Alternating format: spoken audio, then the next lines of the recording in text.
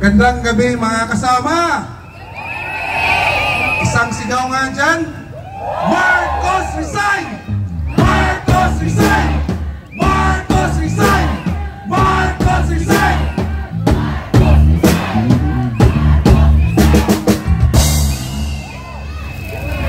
Mga kasama, bakit ba natin sinisigaw na mag-resign si Marcos Jr.? Bakit? Bakit? Dahil may mga kadahilanan po yan.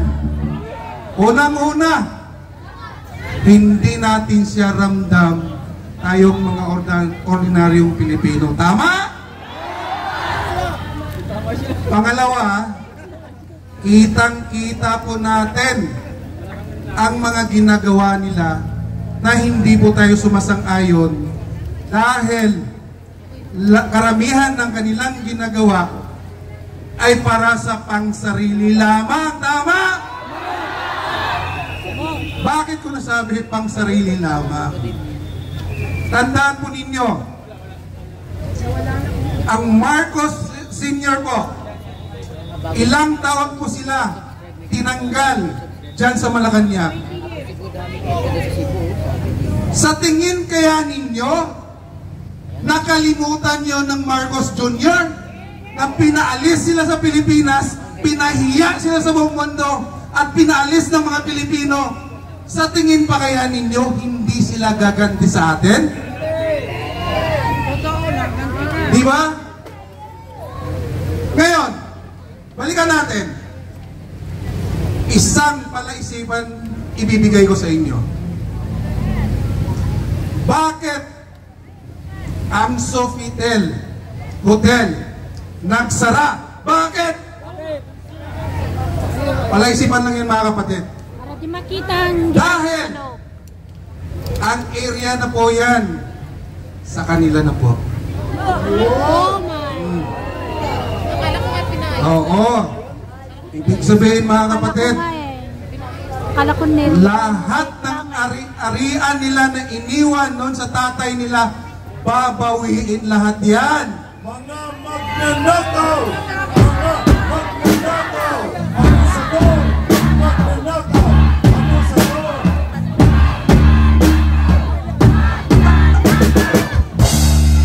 Alam niyo po, nakakalungkot. Lahat po tayo dito, ako, nagtiwala sa kanya na iboto po siya pagka-presidente dahil gusto po natin makita ang tunay na pagbabago at ipagpatuloy niya ang ginagawa ng dating administration Rody Duterte po. Pero anong nangyari mga kapatid? Kayo po dyan mga OFW, mga overseas Filipinos po, ramdam ba ninyo ng administrasyong Marcos na to, inaalagaan ang inyong mga pamilyang iniwanan dito sa Pilipinas? Yan po ang mga dahilan kung bakit tayo ngayon tumatawag ng Marcos resign. Dahil po ang ating tiwala ay hindi po natupad ng Marcos administration ang lahat ng ipinangako niya sa ating mga Pilipinos. Nakakalungkot po. Alam niyo po mga kapatid, ang hinahanap po natin sa isang leader po ay matino mag-isip, may pagmamahal sa bayan, at inalagaan po ang mga Pilipino. Yan ba ay naramdaman ninyo? Alam niyo po, comparison po sa past administration ni President Rody Duterte at itong 2 taon na pamumuno ni Marcos Jr. ay puro po chaos ang binigay sa atin, puro po kaguluhan ang binigay sa atin. Hindi po natin naramdaman ang tunay na pagmamahal ng Marcos Jr. dahil ang iniisip po nila, makuha po nila ang kanilang yaman sa Pilipinas at ang kanilang mga dami po ay mailipat lang po sa kanilang pamilya. Marcos Mandarambong! Marcos Mandarambong! Marcos Mandarambong! Marcos Mandarambong! Marcos Mandarambong! Marami po sa ating mga Pilipino po ay nalulungkot at nagtampo dahil ang inaasahan nating magandang Pilipinas ngayon ay sobrang talagang hindi mo na ma-explain kung saan po tayo papatungo. Ito, palagi natin ibalik tong issue na to. Yung 5,500 flood control project. Alam niyo mga kapatid, 1 billion pala ang budget niyan, yung flood control project. Pero tingnan po natin, ano ba ang pag-iisip ng administration na to? Tama ba na sabihin niya na noong unang pagbaha dito sa Metro Manila at Bulacan, ang sabi niya, kaya daw bumaha dahil nabangga ng barko? Tama bang pag-iisip yan? Saan ba nanggaling ang barko? Ang barko galing doon sa bundok, tapos pinanggaw yung mga flood control? Ang tanong ko sa inyo, tama bang pag-iisip yung isang leader ng ating grupo? Bongo! Bongo! Pangalawa, nung nakarang araw lang po, nagbaha na naman. Alam mo naman ang sinabi niya. Tingnan natin ang pag-iisip. Dahil daw ng baha, ang dahilan daw niyan, dahil malakas ang hangin. Malakas ang hangin sa utak ni Marcos, puno ng hangin. Ang utak ni Marcos, puno ng hangin. Ang utak ni Marcos. Mga kapatid, tanong ko sa inyo, ramdam ba ninyo ang tamang pag-iisip ng sinasabi nating Pangulo? Aristuhin, palayasin si Marcos. Aristuhin, palayasin si Marcos. Aristuhin, palayasin. Alam niyo mga kapatid, sa panahon po ni Pangulong Rody Duterte po, wala pong bawal ang mag-rally against the administration. Bakit? Dahil demokrasya po tayo. Diba? Ngayon po, ang nangyayari po, parang diktador na po ang Pangulo ng Pilipinas. Totoo, Marcos Duda, diktador, Hitler. Marcos Duda, diktador, Hitler. Marcos Duda, diktador, Hitler. Ngayon po, saan na po ang demokrasyang pinangako ng ating mga unang naging presidente sa panahon ni Marcos Jr.? Bawal na po tayo mag-rally dahil marami po dyan nakapaligid sa atin non-uniform personnel ng ating AFP at saka PNP nakamasid sa atin. Di ba? Pag nakita nila na dumarami na yung tao, andyan na po sila nakaharang. Hindi nila gustong marinig ang ating mga boses, ang ating mga hinaing. Kung ano po ang problema ng ating mamamayan, kung ano po ang problema ng ating bayan. Gusto po nila, i-check po ninyo, lahat po tayo dito, may cellphone. Nakikita ba ninyo ang SMNI, ang live na to? I-search niyo kung nakikita ba? Inurgor na! Inurgor na, yun ang term ni Ka-Eric, di ba? Pero nakakalungkot po mga kapatid. Dahil hindi rinig at ramdam ng mga Pilipinong gustong sumama sa atin dahil sa FB, Twitter, ano pa man yung mga social media, ano dyan, hindi po nakakarating yan dahil inisa-isa po nila yan na hindi po marinig ng ating mga kababayan kung ano po ang mga pinagsasabi nating issue laban po sa administration na nakikita po nating mali. Nakakalungkot mga kapatid. Alam niyo po, ako ay isang OFW advocate. Marami na po tayong natulungan mga OFW. Marami po sa ating mga OFW umalis po ng bayan. dahil wala po silang nakitang kasiguraduhan, trabaho kahit nakapagtapos pa ng pag-aaral, pumunta po sila ng abroad, kapit patalim. Alam niyo bakit? Dahil pag dito po sila sa ating bayan at sila'y nakapagtapos ng kung anumang kurso na yan, wala po silang mapasukan ng trabaho. Ang ginagawa po nila, kahit may mga anak sila dito sa Pilipinas, iniiwan nila kaysa makita nilang kanilang mga anak na hindi makapag-aral, hindi makakain, at walang bahay na matutuluyan na maganda. Nakalungkot po. Marami po akong testimony sa ating mga OFW sa Nueva Ecija. Kumakain po kami. Alam niyo po, nung nakita po ng isang OFW, na isa po akong OFW advocate, lumapit sa akin. Sabi niya, "Sir, nakita po mo yung 3 anak kong babae. Iniwan ko po yan, 7 years old, 5 and 3. 10 years, 15 years na po kami sa abroad, nagtatrabaho. Ang nakakalungkot po, sir, sa taon na hindi kami magkakasama, hindi ko na po kilala ang ugali ng aking mga anak." Di ba po nakakalungkot na wala po yung quality time dahil wala pong trabaho dito sa Pilipinas. Pero alam niyo po, sir, ito ang mas nakakalungkot. Sa tuwing tumatawag po ang aking mga anak sa akin, kaming mag-asawa na sa abroad, ano po palagi ang sinasabi namin sa kanila? Pag tinanong kami namin aking mga anak, "Daddy, Mommy, kumusta na po kayo dyan sa abroad?" Alam niyo po, sir, palagi naming sagot, "Okay lang po kami dito, nak. Masaya naman kami dito.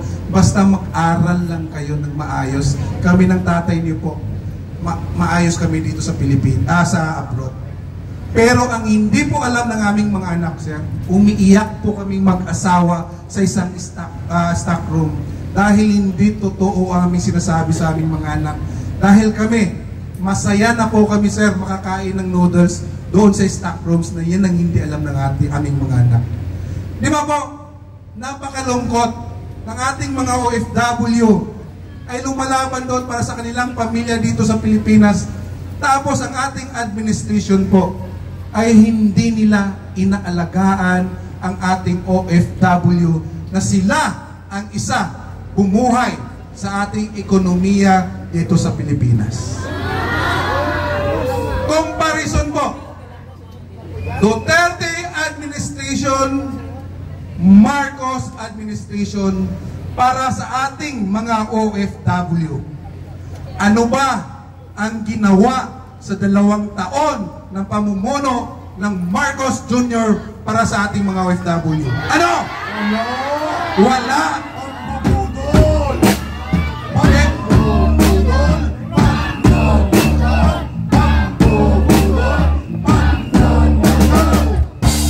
Pero ang ating former President Rody Duterte po, anong ginawa para maramdaman ng mga OFW ang kanyang pagmamahal sa ating mga OFW?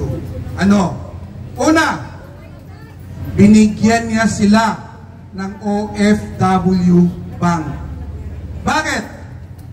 Para pagdating ng remittances ng ating mga OFW, hindi na po sila mahihirapan dahil meron na silang sariling bangko. Di ba? Ang Administration Marcos, anong ginawa? Wala! Di ba? Nakakalungkot. Pangalawa, mayroon akong isang kasama, OFW advocate. Noong una niyang pumunta sa abroad, sa Kuwait, malakas pa po ang kanyang tatay. Dinadrive pa po siya ng kanyang tatay papunta sa airport.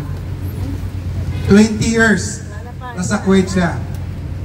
Uwi, balik, uwi, balik. Alam niyo po, huli siya inatid ng kanyang tatay. Naka-wheelchair na po. Di ba po, nakakalungkot na ang ating mga OFW pumunta ng abroad, ang kanilang quality time ng kanilang pamilya, magulang, mga kapatid, nawala. So hindi nila kilala ang ugali ng kanilang pamilya kasi hindi sila magkasama na lumaki dito sa Pilipinas dahil 20 years siya sa abroad. Ang ating mga OFW umalis sa Pilipinas, batang-bata pa, 20 years old, pataas, bumalik sa Pilipinas po, 50, 60, may maintenance na, may sakit na, dahil yung lakas nila, inubos nila sa abroad. Pero anong ginawa ng ating President Roddy Duterte? Gumawa po sila ng isang proyekto para sa mga OFW. Andyan po ang OFW Hospital. Ganyan po ang pamumuno na hinahangad natin para sa ating bayan, nasa puso po, hindi po para sa kanilang mga bulsa. Di ba? Si President Roddy Duterte, OFW ba? Para sa remittances ng ating mga OFW o OFW Hospital para alagaan, kalingain ang ating mga OFW pag-uwi ng Pilipinas as sila'y may mga maintenance na. Di ba po? Pero tanong ulit, ang administration na to, ano bang ginawa para sa ating Party! Party doon! Party dito! At singhot doon! Singhot dito! Pangatlo, diba, ang daming ginawa ang former President Roddy Duterte para ipakita ang pagmamahal sa ating mga OFW at sa ating mga overseas Filipinos po. Pangatlo, dahil nagkakagulo po sa pag-process ng mga papeles document ng ating mga OFW, lumabas, umuwi, bumalik. Anong ginawa ng ating former President Roddy Duterte po? Ginawa po niya ang Department of Migrant Workers para po lahat ng problema ng ating mga OFW ay doon na po, isa na po ang kanilang tinatakbuhan para mapaayos ang ating OFW. Tanong ulit, ano ba ang ginawa ng Marcos Jr. para sa ating mga OFW? Pangutot sa OFW, hindi pagkalinga. Okay. 2 days ago, mayroon pong akong kaibigan galing po ng Canada. Nagbakasyon lang siya dito.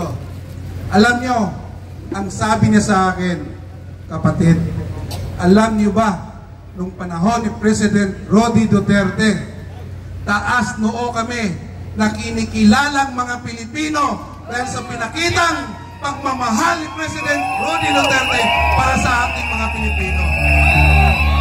Ngayon, kapatid, ang sabi niya sa akin, hindi na po namin maitayo ang aming maiangat ang aming mga noo dahil nakakahiya na po sa international country, mga ibang country, dahil ang naririnig nila, corruption, addict, kung ano-ano pa. Hindi kami proud na bilang isang Pilipino dahil ang mga banyaga, ang tingin nila sa amin ay tulad ng namumuno ngayon sa ating bayan. Papayag ba kayo doon? Kaya mga kapatid, iyan ang dahilan kung bakit andito po tayo at sumisigaw ng Marcos resign! Marcos resign! Marcos resign! Marcos resign! Marcos resign! Maraming salamat, mga. Ayos! Narinig natin ang boses na nag-a-advocate ng isa sa pinakahaligi ng ekonomiya ng bansa, ang ating mga manggagawang Pilipino na nagsasakripisyo sa abroad. Bago po ang panguling pagpapahayag at ang community prayer with a song at ang ating commitment song na bayan ko, ay pinapasalamatan ng kampuhan ng bayan sa Liwasang Bonifacio, ang grupo ng AKMA, ang kaibigan ng masa, lalo na ang Region 8 chapter na nag-donate ng pagkain na may gravy. Alam na. Ganon din po ang mga sumusunod na walang tigil ang pagbibigay ng kabutiang loob sa forma ng biscuit at tubig. Sina Pema Duterte, Katrina Verona at ang Afabli family. Maraming salamat. May nakalimutan si Ginoong Coco Naik. Kung sa panahon ni Tatay Digong, nag-survive tayo sa panahon ng pandemya dahil tamang-tama ang pagpapatupad ng Build.